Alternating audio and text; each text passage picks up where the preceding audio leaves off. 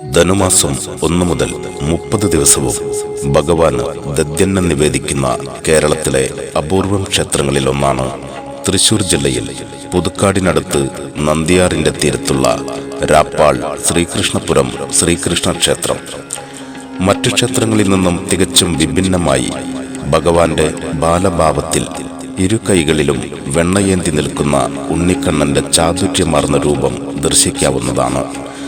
സന്താന ഭാഗ്യം സിദ്ധിക്കുന്നതിനും കുട്ടികളിൽ കാണുന്ന രോഗാദി ദുരിതങ്ങൾ നീങ്ങുവാനും ധനുമാസത്തിൽ മാത്രം ഈ ക്ഷേത്രത്തിൽ നടന്നുവരുന്ന ദദ്യന്നം മഹോത്സവത്തിൽ പങ്കാളികളായി 12 കുട്ടികൾക്ക് ദദ്യന്നം മുട്ടും 18 ദദ്യന്നം ഭഗവാന് നിവേദിക്കുന്നതും അന്നേ ദിവസം ഭഗവാന് വെള്ളികൊണ്ടുള്ള തളയും നെയ്യും സമർപ്പിച്ച് താമരമാലയും കൂടി വഴിപാട് ചെയ്യുന്നത് ഈ ക്ഷേത്രത്തിലെ മുഖ്യ വഴിപാടായി കണ്ടുവരുന്നു. ഏറ്റവും ചുരുങ്ങിയ രീതിയിൽ ഒരു കുട്ടിക്ക് ദദ്യന്നം മുട്ടും 1 ദദ്യന്നം ഭഗവാന് നിവേദിക്കുന്നതും അതോടൊപ്പം മേൽപ്പറഞ്ഞ തള അടക്കമുള്ള വഴിപാടുകളും ചേർത്ത് ചെയ്യുന്നതും ഭഗവത് പ്രീതി ഉളവാക്കുന്നു. ഓരോ 6 വർഷം കൂടുമ്പോഴും ഓത്തൂട്ട് നടക്കുന്ന 2 ക്ഷേത്രങ്ങളിൽ ഒന്ന് എന്ന പ്രത്യേകത കൂടിയുണ്ട് രാപ്പാൾ ശ്രീകൃഷ്ണപുരം ക്ഷേത്രത്തിന്. മറ്റൊന്ന് തൃശൂർ ജില്ലയിലെ തന്നെ ചേർപ്പിനടുത്ത് പെരുമ്പള്ളിശ്ശേരി മിത്രാനന്തപുരം വാമനമൂർത്തി ക്ഷേത്രവുമാണ്. പട്ടുകോണകമെടുത്ത് കിങ്ങിണിയും കിരീടവും ധരിച്ച് മാലയണിഞ്ഞ് 2 കൈയിലും വെണ്ണയുമേന്തി ഓടാനായി കാൽ മടക്കി പിടിച്ച വിധത്തിലുള്ള ഒരു ഉണ്ണിക്കണ്ണനാണ് ഇവിടെ പ്രതിഷ്ഠ. കുട്ടികളെ ഏറെ ഇഷ്ടപ്പെടുന്ന മൂർത്തിയാണ് ഇവിടുത്തെ വെണ്ണക്കണ്ണൻ. ക്ഷേത്രമതിലിനകത്ത് വച്ച് കുട്ടികളെ ആരെങ്കിലും ശകാരിക്കുകയോ ശാസിക്കുകയോ ചെയ്യുന്നത് ഇവിടെ ഭഗവാന്റെ അനിഷ്ടത്തിന് ഇടയാക്കും. രാപ്പാൾ ശ്രീകൃഷ്ണപുരം ക്ഷേത്രം തൃശ്ശൂർ ജില്ലയിലെ നാഷണൽ ഹൈവേ തൃശ്ശൂർ ചാലക്കുടിക്ക് ഇടയിലെ പുതുക്കാട് കുറുമാലി പുഴയുടെ തീരത്ത് നന്ദിയാറിന്റെ തീരത്താണ് സ്ഥിതി ചെയ്യുന്നത്. ഇവിടെ ശ്രീകൃഷ്ണ ഭഗവാൻ ബാലരൂപത്തിലുള്ള ഭഗവാനാണ്. 2 കൈയിലും വെണ്ണ ഏന്തി നിൽക്കുന്ന ഭഗവാനായിട്ടാണ് ഇവിടുത്തെ സങ്കല്പം. അത് ഏറ്റവും പ്രധാനമായിട്ടുള്ള ഒരു കാര്യം, കുട്ടികളെ ഏറ്റവും ഇഷ്ടപ്പെടുന്ന ബാലഭാവത്തിലുള്ള ഭഗവാനാണ് രാപ്പാൾ ഉണ്ണിക്കണ്ണൻ എന്നുള്ളതാണ് ഇവിടുത്തെ ഒരു പ്രത്യേകത. അതുപോലെ വേദമൂർത്തിയാണ് ഭഗവാൻ. വേദം ഏറ്റവും കൂടുതൽ ഇഷ്ടപ്പെടുന്ന ഭഗവാനാണ്.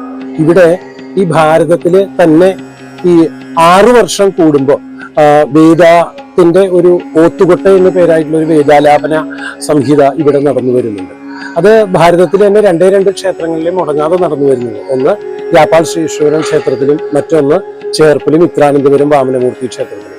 അങ്ങനെ ഒരു ക്ഷേത്രത്തിന് ഐശ്വര്യം ഉണ്ടാവണമെങ്കിൽ, അതിലെ ഭഗവാൻ മൂർത്തിക്ക് ചൈതന്യം ഉണ്ടാവണമെങ്കിൽ അവിടെ ശരിക്കും വേദാലാപനം വേണം, നിയമങ്ങൾ കൃത്യമായിട്ട് നടക്കണം, അന്നദാനം നടക്കണം, അങ്ങനെയുള്ള എല്ലാ കാര്യങ്ങളും കൃത്യമായിട്ട് നടക്കണം. പൂജാതി കർമ്മങ്ങൾ അതെല്ലാം കൃത്യമായിട്ട് ആചാരാനുഷ്ഠാനങ്ങൾ വളരെ കൃത്യമായിട്ട് പാലിക്കാൻ ശ്രമിക്കുന്ന ഒരു ക്ഷേത്രമാണ് രാപ്പാൾ ശ്രീകൃഷ്ണപുരം ക്ഷേത്രം. ഇവിടെ ഈ ധനുമാസം 1-ാം തീയതി മുതൽ 30 ദിവസം ദദ്യന്നം എന്ന പേരായിട്ടുള്ള ഒരു വിശേഷാൽ വഴിപാടും കൂടി നടന്നു വരുന്നുണ്ട്. അത് എന്താണെന്ന് വെച്ചാല് സൂര്യോദയത്തിന് മുമ്പായിട്ട് ദധി ചേർത്ത അന്നം, തൈര്, പച്ചക്കുരുമുളക്, ഇഞ്ചി, ഉപ്പുമാങ്ങ, ഉപ്പ് എന്നിവ ഉണക്കലരി വേവിച്ച് അതിൽ ചേർത്ത് പ്രത്യേകതരം ഭക്ഷണമാക്കിയിട്ട് ഭഗവാന് സൂര്യോദയത്തിന് മുമ്പ് നിവേദിക്കും. അതിന്റെ ഐതിഹ്യം എന്താണെന്ന് വെച്ചാല് മഹാഭാരത യുദ്ധ സമയത്ത് പാണ്ഡവരുടെ സേനാപതിയായിട്ട് ഭഗവാൻ യുദ്ധത്തിന് പോകുമ്പോൾ, ശ്രീകൃഷ്ണ ഭഗവാൻ യുദ്ധത്തിന് പോകുമ്പോൾ പാഞ്ചാലി ഉണ്ടാക്കി കൊടുത്ത പ്രത്യേക അന്നമാണ് ദദ്യന്നം. അത് ഭക്ഷിച്ചിട്ടാണ് ഭഗവാൻ പോയതും പാണ്ഡവര് യുദ്ധം വിജയിച്ചത്. അതുകൊണ്ട് ഏതൊരു കാര്യത്തിന്റെ വിജയത്തിനും പ്രത്യേകിച്ച് സത്സന്താന ലബ്ധിക്കും ഏറ്റവും ഉത്തമമായിട്ടുള്ള ഒരു നിവേദ്യമായിട്ട്, ഔഷധമായിട്ട്, ഭക്ഷണമായിട്ട് ദദ്യന്നം കരുതപ്പെടുന്നു. ഇവിടെ ധനുമാസം 1-ാം തീയതി തൊട്ട് 30 ദിവസം ഭഗവാന് ദദ്യന്നം നിവേദിച്ചു കഴിഞ്ഞാൽ കാലത്ത് 7 മണിയോട് കൂടിയിട്ട് ഇവിടെ വരുന്ന എല്ലാ കുട്ടികൾക്കും തിരുനടയിൽ വെച്ച് തന്നെ ഈ ദദ്യന്നവും പാൽപ്പായസവും ശർക്കര പായസവും വെണ്ണയും കദളിപ്പഴവും ഒക്കെ വിളമ്പും. അത് കഴിഞ്ഞ് ഭക്തജനങ്ങൾക്ക് എല്ലാവർക്കും വിതരണം ചെയ്യും. അങ്ങനെ അന്നദാനത്തെ മഹാദാനമായിട്ട് കണക്കാക്കപ്പെടുന്ന ഒരു ക്ഷേത്രം കൂടിയാണ് രാപ്പാൾ ശ്രീകൃഷ്ണപുരം ക്ഷേത്രം.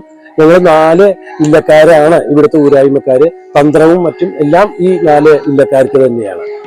രാപ്പാൾ ശ്രീകൃഷ്ണപുരം ക്ഷേത്രത്തിലെ ഇപ്പൊ നടന്നു വരുന്ന ദദ്യന്നം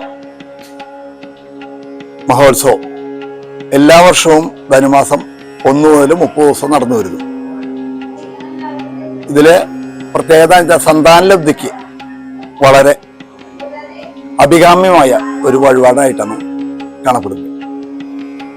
സന്താനലബ്ധിക്ക് അഭികാമ്യം എന്ന് പറയുമ്പോൾ 12 കുട്ടികൾക്ക് ദദ്യനം ഊട്ട് നടത്തണം. അതോടൊപ്പം 18 ദദ്യന്നം ഉള്ളില് ഭഗവാന് നിവേദ്യമായിട്ട് നടത്തണം. ഇത് വളരെ പ്രധാനപ്പെട്ട ഒരു വഴിപാടാണ്. അത് കഴിഞ്ഞതിന് ശേഷം തള സമർപ്പണം എന്നൊരു ചടങ്ങാണ്. അപ്പൊ തള, വെള്ളിയുടെ തള, പിന്നെ താമരമാല, നെയ്വിളക്ക്, ഇത് മൂന്നും ചേർന്ന് ഭഗവാന് സമർപ്പിക്കുകയാണ് ചെയ്യുന്നത്. തള സമർപ്പിക്കുമ്പോൾ നമ്മൾ ഭഗവാനോട് അപേക്ഷിക്കുന്നത് കുട്ടി പിറന്നു കഴിഞ്ഞാൽ, ഉണ്ടായിക്കഴിഞ്ഞാൽ കുട്ടിക്ക് ആദ്യമായിട്ടിടുന്ന തള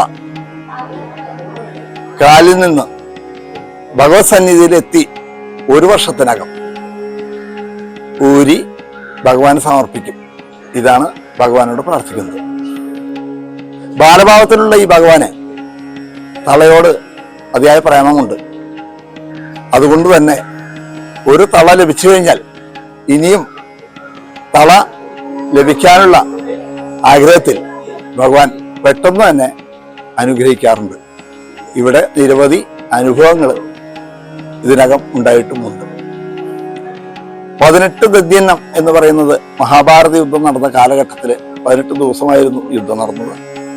ആയതുകൊണ്ട് 18 ദിവസം ഭഗവാൻ പ്രഭാതവർഷമായി കഴിച്ചു പോന്ന ദദ്യന്നം, ആ സങ്കല്പത്തിലാണ് 18 എണ്ണം ഉണ്ടായിട്ടുള്ളത്. അതോടൊപ്പം 12 കുട്ടികൾ, വിഷ്ണുവിന്റെ 12 ഭാവങ്ങൾ, ദ്വാദശ ഭാവങ്ങൾ, അതിനെ സങ്കല്പിച്ചുകൊണ്ടാണ് കുട്ടികളെ ഇരുത്തുന്നത്. ഈ കുട്ടികളുടെ ഇടയിൽ ഭഗവാനും ഉണ്ട് എന്നാണ് സങ്കല്പം. അതുകൊണ്ട് തന്നെ ആ വഴിപാട് നടക്കുമ്പോൾ കുട്ടികളെ വലം വെച്ച് നമസ്കരിക്കുന്ന ഒരു ചടങ്ങും പ്രധാനമായിട്ടുണ്ട്. ഇതിനകം നിരവധി പേരാണ് അനുഭവമായിട്ട് ഇവിടെ വന്നു ചേർന്നിട്ടുള്ളത്. അനുഭവം കിട്ടിയിട്ട് അവർ വഴിക്ക് പറഞ്ഞും കേട്ടറിഞ്ഞും ഒട്ടനവധി പേർ ഇപ്പോഴും എത്തിക്കൊണ്ടിരിക്കുന്നു. ഈ വർഷം ജനുവരി 14 ധനുമാസം 29 ഉള്ളതിൻ്റെ പേരിൽ മകരം ഒന്നുകൂടി നമ്മൾ ഈ വഴിപാട് നടത്തുന്നതാണ്. അന്നേ ദിവസം സമാപിക്കുന്നതുമാണ്. അതോടൊപ്പം എല്ലാ ദിവസവും ഇവിടെ 30 ദിവസവും ആദ്യമായിട്ട് തന്നെ ചെയ്യുന്നൊരു കാര്യമാണ് നാരായണീയം സമ്പൂർണ്ണ പാരായണം. അത് 30 ദിവസമായിട്ട് 30 ദിവസത്തേക്ക് വേണ്ടി നടക്കുന്നു. ഇന്നിപ്പോൾ 26-ാം ദിവസമാണ് നടക്കുന്നത്. ഇത്രയും കാര്യങ്ങളാണ് ഇവിടെ ഉള്ളത്. സാധാരണഗതിയിൽ ഭഗവാന് പ്രധാനപ്പെട്ട വഴിപാടുകളായിട്ട് വെണ്ണ, പാല്, കദളിപ്പഴം, പിന്നെ തുളസിമാല, നെയ്വിളക്ക്, പട്ടുകോണകം, ഓടക്കുഴല്, ഇതെല്ലാം പ്രധാനപ്പെട്ട വഴിപാടുകളാണ്. ഇതെല്ലാം ചെയ്യാം, ഏത് സമയത്തും ചെയ്യാമെന്നുള്ള വഴിപാടുകളാണ് പറഞ്ഞത്. ദദ്യന്നം ധനുമാസം മാത്രമേ നടത്തുകയുള്ളൂ. അതുകൊണ്ട് കുട്ടികളുടെ വിഷയത്തിൽ ഉള്ള ആൾക്കാർ ദദ്യന്നം വഴിപാടിന് പുറമെ എല്ലാ മാസവും തിരുവോണ നക്ഷത്ര ദിവസം 1 വർഷക്കാലം പ്രത്യേക വഴിപാടുകൾ ചെയ്യേണ്ടതായിട്ടുണ്ട്. അതിൻ്റെ വിശദ വിവരങ്ങൾ ഇവിടെ ദേവസ്വം കൗണ്ടറിൽ അന്വേഷിച്ചാൽ ലഭിക്കുന്നതാണ്. അല്ലെങ്കിൽ ഫോൺ നമ്പർ ഉണ്ട്, ആ ഫോൺ നമ്പറിലും ലഭിക്കുന്നതാണ്. ഏറെ ശ്രദ്ധയോടെയാണ് ഭക്തർ ദർശനം നടത്തി പ്രദക്ഷിണം ചെയ്യുക. ക്ഷേത്രത്തിലെത്തുന്ന കുട്ടികൾക്ക് ഊട്ടുപുരയിൽ ഇലയിട്ട് ദദ്യന്നം നൽകുന്നത് പതിവാണ്. സന്താനലബ്ധിക്കും കുട്ടികളിലെ രോഗാതി ദുരിതങ്ങൾക്ക് ശാശ്വത പരിഹാരമായും 12 കുട്ടികൾക്ക് ദദ്യന്നമൂട്ടും 18 ദദ്യന്നം വഴിപാട് നടത്തുന്നതും മേൽപ്പറഞ്ഞ കാര്യത്തിന് ഫലപ്രാപ്തി ഉറപ്പാക്കുന്നു. അതിനാൽ തന്നെ ഏവർക്കും ഈ പുണ്യസന്നിധിയിലേക്ക് സുസ്വാഗതം. വഴിപാട് ബുക്ക് ചെയ്യുവാൻ 9656360155 എന്ന നമ്പറിലേക്ക് വിളിക്കാം.